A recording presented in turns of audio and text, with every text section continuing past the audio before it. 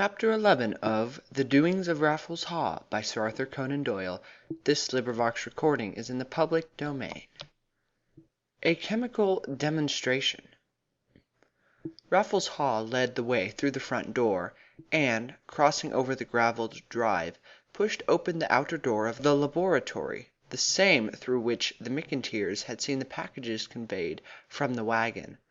On passing through it, Robert found that they were not really within the building, but merely in a large bare antechamber, around the walls of which were stacked the very objects which had aroused his curiosity and his father's speculations. All mystery had gone from them now, however, for while some were still wrapped in their sackcloth coverings, others had been undone, and revealed themselves as great pigs of lead. "This is my raw material," said Raffles Haw carelessly, nodding at the heap. "Every Saturday I have a waggon load sent up, which serves me for a week. But we shall need to work double tides when Laura and I are married, and we get our great schemes under way. I have to be very careful about the quality of the lead, for, of course, every impurity is reproduced in the gold." A heavy iron door led into the inner chamber. Haw unlocked it, but only to disclose a second one about 5 feet further on. "The flooring is all disconnected at night," he remarked. "I have no doubt that there is a good deal of gossip in the servants' hall about this sealed chamber, so I have to guard myself against some inquisitive ostler or too adventurous butler." The inner door admitted them into the laboratory, a high, bare, whitewashed room with a glass roof. At one end was the furnace and boiler, the iron mouth of which was closed, though the fierce red light beat through the cracks and a dull roar sounded through the building. On either side innumerable huge Leyden jars stood ranged in rows, tier a-topping tier, while above them were columns of voltaic cells. Robert's eyes, as he glanced around, lit on vast wheels, complicated networks of wire, stands, test tubes, coloured bottles, graduated glasses, Bunsen burners, porcelain insulators, and all the varied debris of a chemical and electrical workshop.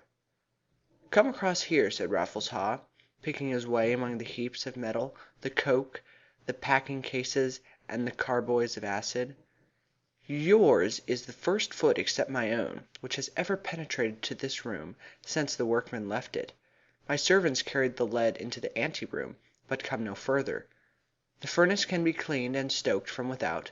I employ a fellow to do nothing else. Now take a look in here."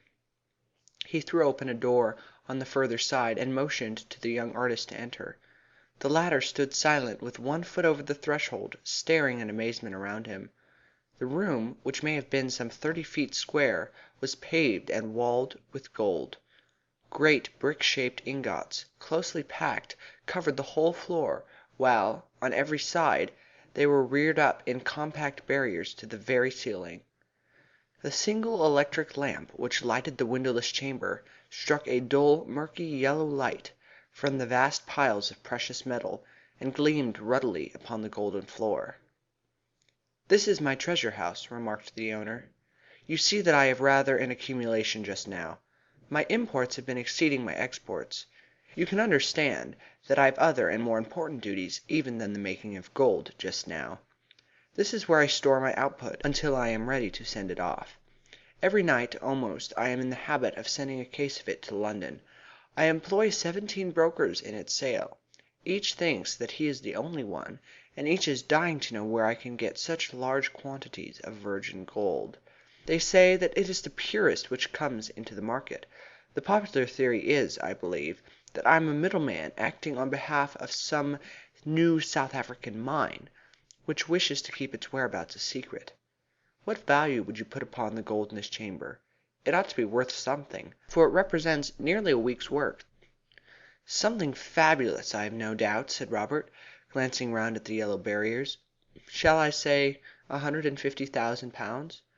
"Oh dear me! It is surely worth very much more than that," cried Raffles Haw, laughing. "Let me see. Suppose that we put it at 3.10 an ounce, which is nearly 10 shillings under the mark. That makes roughly £56 for a pound in weight. Now each of these ingots weighs 36 pounds, which brings their value to 2,000 and a few odd pounds.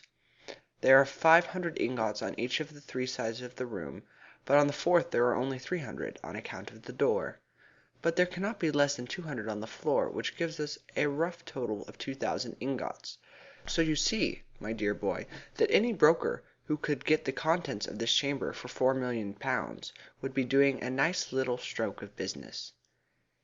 "And a week's work!" gasped Robert. "It makes my head swim." "You will follow me now while I repeat that none of the great schemes which I intend to simultaneously set in motion are at all likely to languish for want of funds. Now come into the laboratory with me and see how it is done."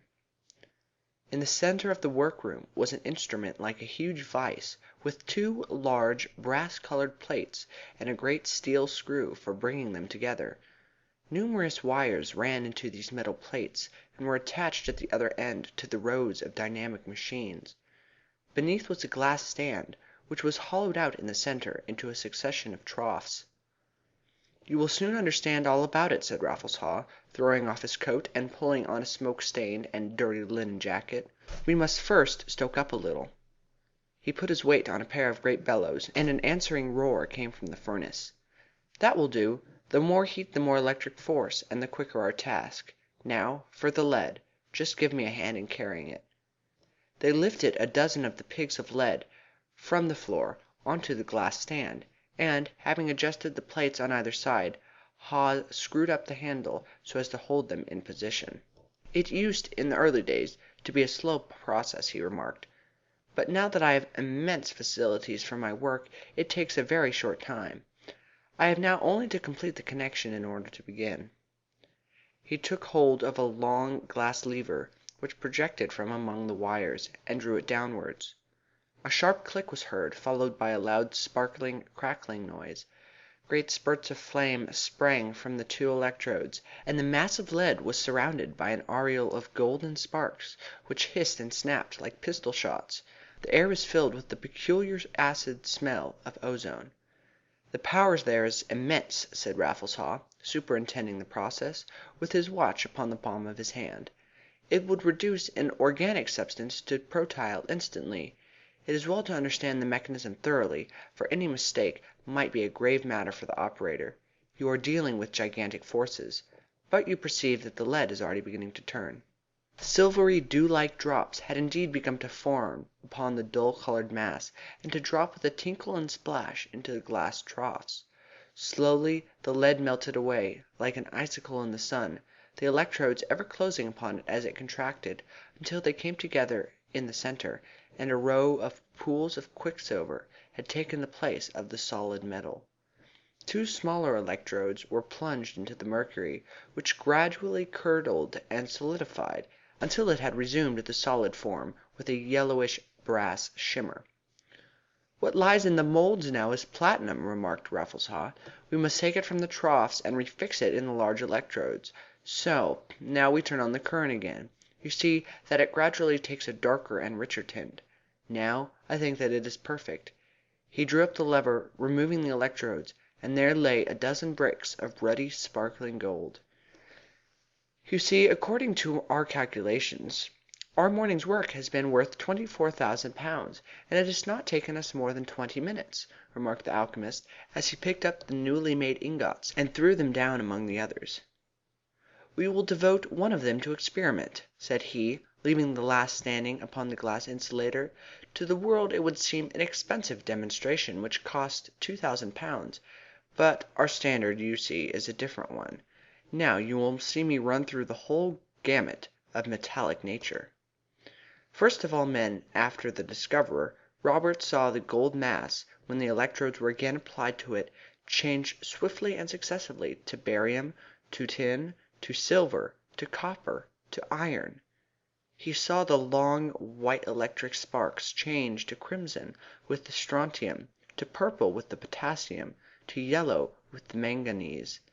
Then, finally, after 100 transformations, it disintegrated before his eyes, and lay as a little mound of fluffy grey dust upon the glass table. "And this is protyle," said Haw, passing his fingers through it. "The chemist of the future may resolve it into further constituents, but to me it is the Ultima Thule. And now, Robert," he continued after a pause, "I have shown you enough to enable you to understand something of my system. This is the great secret. It is the secret which endows the man who knows it with such a universal power as no man has ever enjoyed since the world was made. This secret it is the dearest wish of my heart to use for good, and I swear to you, Robert McIntyre, that if I thought it would tend to anything but good, I would have done with it for ever. No, I would neither use it myself, nor would any other man learn it from my lips. I swear it by all that is holy and solemn." His eyes flashed as he spoke, and his voice quivered with emotion. Standing pale and lanky amid his electrodes and his retorts, there was still something majestic about this man, who, amid all his stupendous good fortune, could still keep his moral sense undazzled by the glitter of his gold.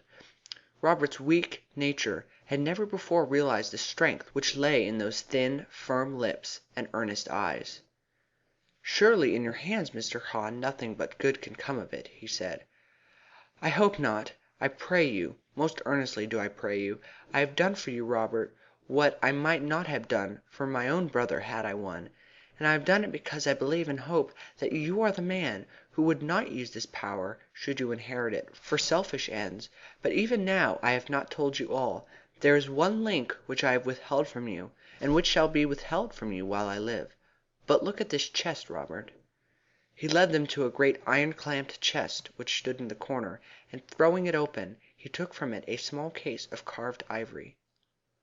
"Inside this," he said, "I have left a paper which makes clear anything which is still hidden from you. Should anything happen to me you will always be able to inherit my powers, and to continue my plans by following the directions which are here expressed.